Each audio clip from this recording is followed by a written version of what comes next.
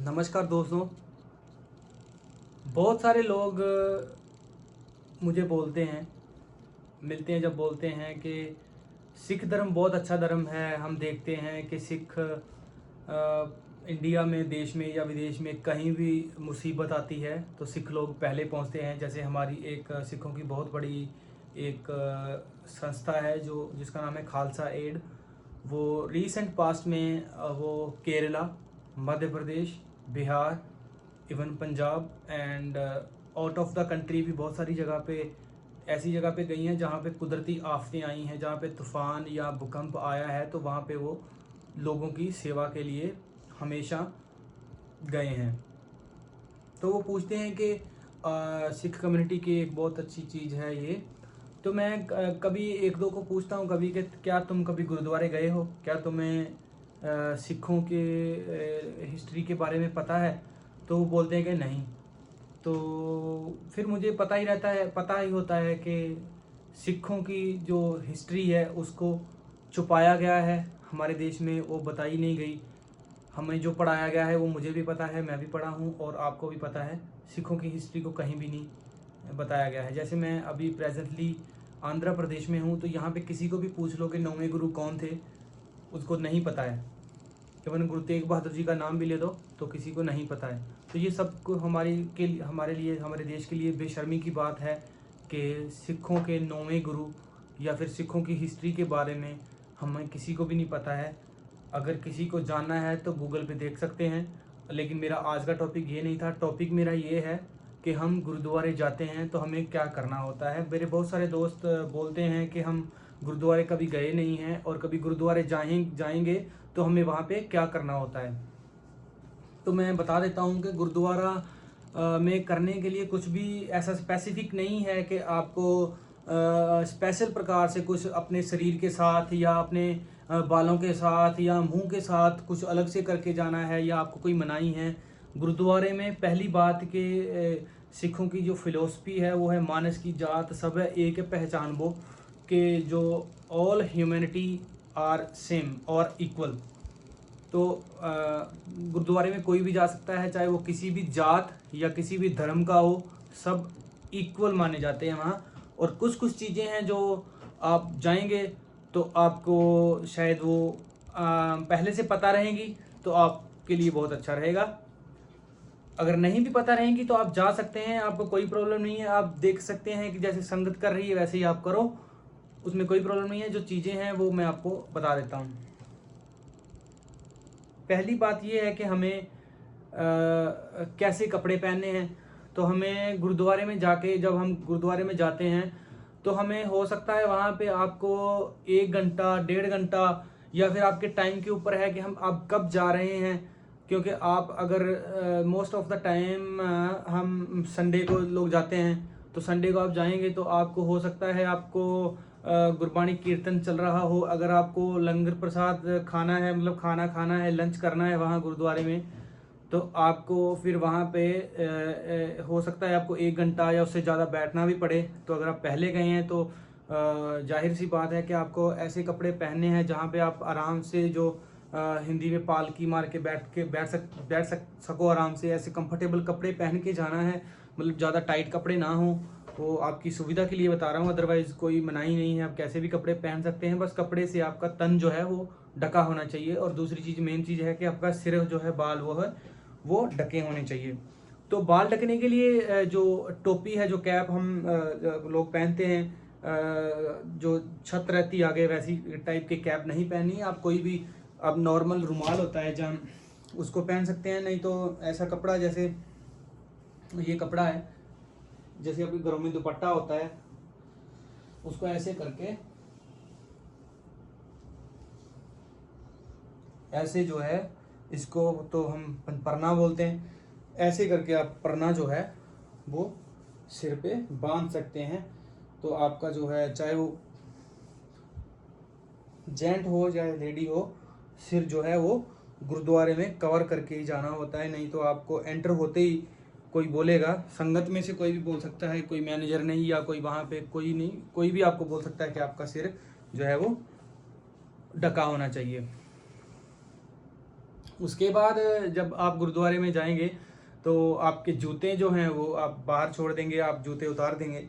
वहाँ पे एक जोड़ाघर होता है जहाँ पे हम शू जो है वो सेवादार होता है, वो शू आपके रख लेता है, आपको टोकन देता है। या फिर कई जगह पे नहीं भी होता, जहाँ पे कम संगत आती है, शू के मिसमैच होने का डर नहीं रहता, वहाँ पे आप एक स्पेसिफिक जगह निर्धारित की जाती है, वहाँ पे आप जूते उतार के वहाँ रख सकते हैं। जूते उतारने के बाद बहुत सारे गुरुद्वारे में पैर धोने की जो एक जगह दी रहती है, वहाँ पे आप पैर, सभी लोग पैर धो रहे होंगे, आप भी वहाँ पे पैर धो सकते हैं। पैर धोने के दो कारण हैं, एक तो आपके पैरों में जो आप शू पहनते हैं या सॉक्स पहनते हैं तो एक अलग प्रकार की बदबू आती है, वो क्लियर हो जाती है। दूसरी चीज़ ये है कि जब आपके चरणों पे, आपके पैरों पे पानी लगता है तो आपकी जो मन है, मन आपका एकदम शीतल हो जाता है, आप शांति, आपके मन में जो है वो शांति आ जाती है।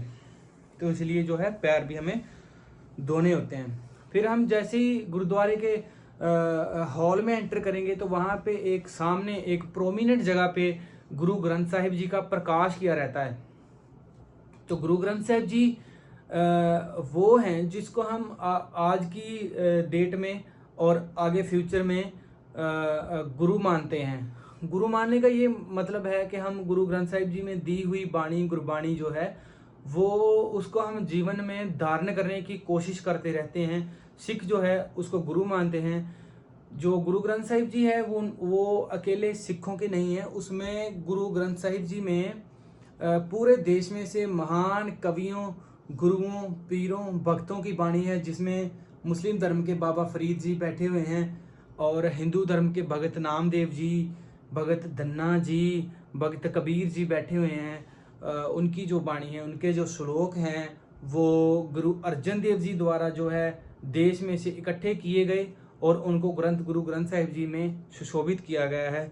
तो उनके द्वारा दी हुई बाणी, उनके द्वारा दर्शाई हुई जो परमात्मा के प्रति, ईश्वर के प्रति, भगवान के प्रति, अल्लाह के प्रति जो दर्शाया हुआ मार्ग है, उस पे चलना ही गुरु ग्रंथ साहिब जी को मानना है।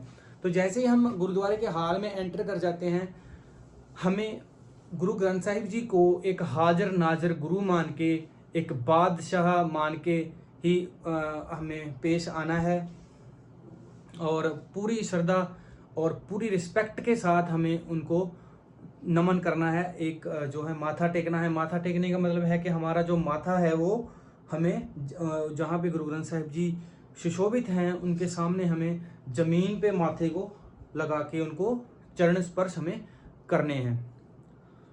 उसके बाद वहाँ पे आपको आगे जो है जहाँ पे गुरु ग्रंथ साहिब जी का प्रकाश रहता है, उसके आगे आपको दान पेटी या फिर गुल्लक रखी मिलेगी। अगर आपका जो पॉकेट है अलाउ कर रही है या आपकी श्रद्धा है तो आप वहाँ पे 1 रुपया या फिर कितनी भी आपकी जितनी इच्छा है वो पैसे डाल सकते हैं। वो पैसे किस लिए हैं? वो पैसे इसलिए हैं कि जो गुरुओं का सिद्धांत है, हमें जो सिद्धांत है वो है दसवंध देना। दसवंध का मतलब है कि 10th part of our income, हमारा 10वां इनकम का 10वां हिस्सा हमें गुरुद्वारे में देना होता है। उसी इनकम से ही गुरुद्वारे का सारा जो ऑपरेशन है वो चलता है। गुरुद्वारे में लंगर बनता है, गुरुद्वारे में प्रसाद बनता है और गुरुद्वारे की सेवा, साफ सफाई, और गुरुद्वारे में जो पेंट होना होता है या और कोई फर्नीचर का काम है, इलेक्ट्रिकल काम, कोई भी काम है वो सारा उसी से ही होता है। तो सारी संगत अपनी ड्यूटी समझ के, अपना फर्ज समझ के जो सिख संगत है वो ये करती है। और ये हर किसी के लिए कंपलसरी नहीं है। ऐसा नहीं है कि आप पहली बार जा रहे हो और आपको कुछ देना है, नहीं, आपकी इच्छा है आप दो, नहीं तो आपको कोई नहीं पूछेगा कि आपने क्यों नहीं दिया है, ना ही आपको कोई नोट करने वाला है कि आपने दिया है या नहीं दिया है।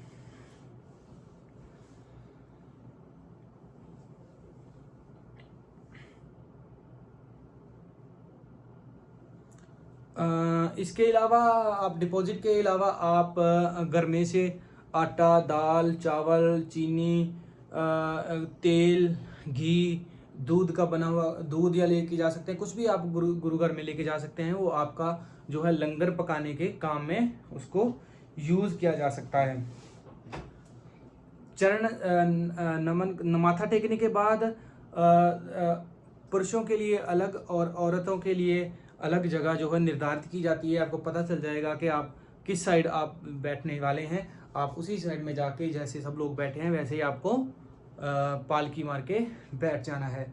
और ध्यान रखना है कि हमें कभी भी जो अपने पैर हैं वो गुरु ग्रंथ साहिब जी की तरफ नहीं करने हैं और अटेंशन गुरु ग्रंथ साहिब जी को देनी है, या फिर वहाँ पे जो कथा गुरबाणी कीर्तन चल रहा होगा उसको ध्यान से सुनना है। वही गुरु को माना जाता है। और वहाँ पे कोशिश करनी है कि हम कोई भी आपस का जो रिश्ता है, जैसे हमारे साथ कोई रिश्तेदार गया है उस रिश्ते को हम साइड में करा दें। हमारा जो रिश्ता है उस टाइम पे हमारा गुरु के साथ, जो गुरु की बात चल रही है उसके साथ हमें रिश्ता दिखाना है। अगर आप बीच में कहीं थक गए हैं, आप बैठ के आप थक चुके हैं, तो आप उठ के गुरु को नमन करके आप चुपचाप बाहर जा सकते हैं, पानी पीने या कहीं जाना हो आपको तो आप जा सकते हैं, और आप कभी भी आप वापस आ सकते हैं। इसमें कोई आपको रेस्ट्रिक्शन नहीं है। और जब कीर्तन गुरबाणी चल रही होती है उसके बाद होती है एक पार्ट होता है अरदास। अरदास होती है। अरदास के लिए सभी लोग खड़े होंगे। तो अगर आप पहली बार गुरुद्वारे जा रहे हो तो आप भी वहाँ खड़े हो जाएंगे, और अरदास के बीच में आपको लास्ट में जब अरदास कंप्लीट होने वाली होती है आपको 2-3 बार वहाँ पे आपको झुककर फिर से आपको माथा टेकना पड़ सकता है। जैसे सब लोग करेंगे वैसे ही आप कर सकते हैं। और ये पार्ट हो गया अरदास का।